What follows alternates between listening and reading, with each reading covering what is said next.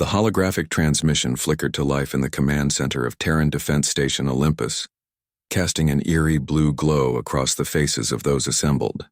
Diana Reeves, Admiral of the Human Stellar Navy, stood with her arms crossed, watching as the Krell Supremacy's War Council materialized before them. Their chitinous forms gleamed under artificial light, mandibles clicking in what their species considered threatening displays. "The Armistice of 6024 is hereby dissolved," declared Warlord Krestok, his translator rendering his words in flat, emotionless standard. 4,000 years of peace end today. Humanity will submit to Krell dominion or face extinction. Beside Diana, Lieutenant Oliver Chen caught her eye. She saw it there, that same cold smile playing at the corner of his lips that she felt tugging at her own. Around the room, the same expression rippled across every human face. The Krell interpreter paused, antenna twitching with confusion at the reaction. "You find your impending annihilation amusing?" Krestok demanded. Diana stepped forward, her smile widening. "Warlord, tell me, why did your ancestors agree to the Armistice in the first place?" The alien's compound eyes flickered. "Ancient history is irrelevant." "Humor me," Diana insisted, her voice carrying the weight of cold steel. Krestok's translator hesitated. The treaty stated both sides agreed to cease hostilities in the interest of mutual preservation. "Mutual preservation," Oliver repeated, pulling up archival data on a nearby screen. Interesting choice of words. Not Krell victory or human surrender. Mutual preservation.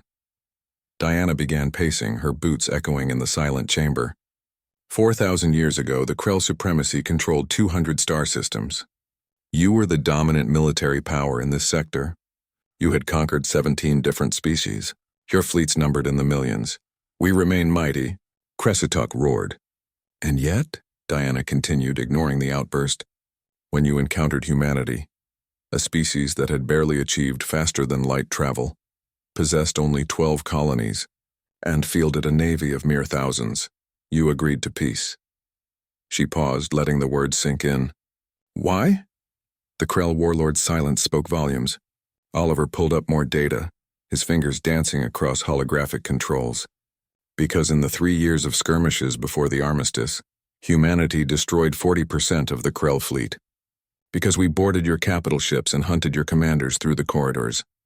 Because we turned your own weapons against you, learned your tactics in weeks, and adapted faster than your strategists could compensate." "You were frightened," Diana said softly, that cold smile never leaving her face. "So you offered peace, called it an armistice, and hoped that in 4,000 years humanity would forget what we were." Krestak's translator crackled with what might have been nervous laughter. 4 millennia have passed. Your claws have been dulled by peace. Your warriors have become philosophers and artists. You have forgotten war." Diana exchanged another glance with Oliver. This time they both laughed, a sound that made the Krell delegation recoil. "Forgotten?" Oliver pulled up another screen. "Warlord, in the 4,000 years of peace, how many wars has the Krell Supremacy fought?" 17, Krestok answered with pride. 17 species conquered, and in those same 4,000 years, Oliver interrupted, humanity has fought 347 wars. The command center fell silent. The Krell delegation stood frozen. Diana continued, her voice casual, almost conversational. "We've fought ourselves mostly.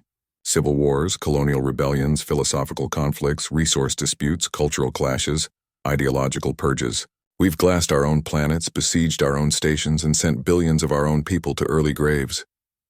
She leaned forward, her eyes glinting, "and we called it peace." Oliver brought up tactical displays showing human military installations throughout known space. "While you fought 17 wars in 4,000 years, we fought 347.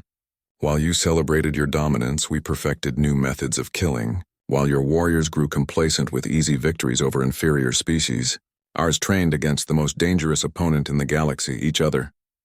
You see, Warlord," Diana said, her smile now razor-sharp, "the Armistice didn't save you from us. It saved you from the species we would become.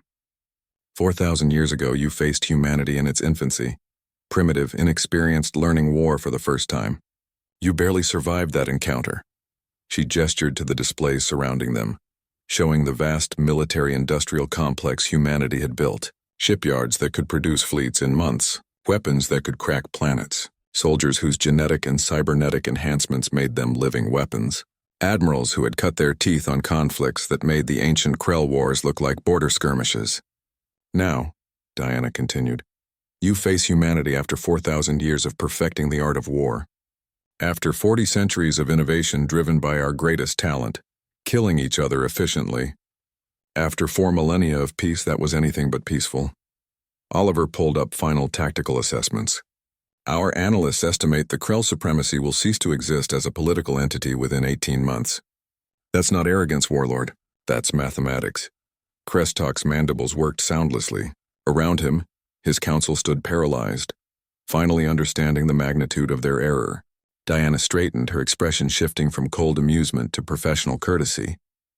However, I'm authorized to offer you an alternative. The Armistice of 6024 can be replaced with a new treaty, one where the Krell supremacy becomes a protectorate of the Human Federation. You'll maintain internal autonomy, cultural independence, and even a limited defense force. In exchange, you'll never threaten human interests again. And if we refuse? Krestok asked, his translator barely functioning. Diana's smile returned colder than the void of space. Then we'll show you what 4,000 years of peace taught us about war. Your ancestors were wise enough to fear us when we were children playing with new toys.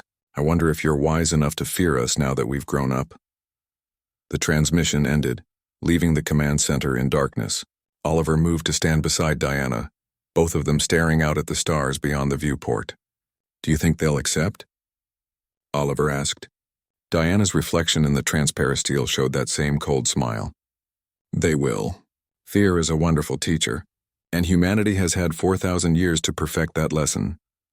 In the void of space, human fleets began moving into position, not rushing, not panicking, but advancing with the terrible certainty of a species that had spent 4 millennia learning that the only thing more dangerous than humanity at war was humanity at peace. The Krell had made their ancestors smile coldly. Now they would learn why.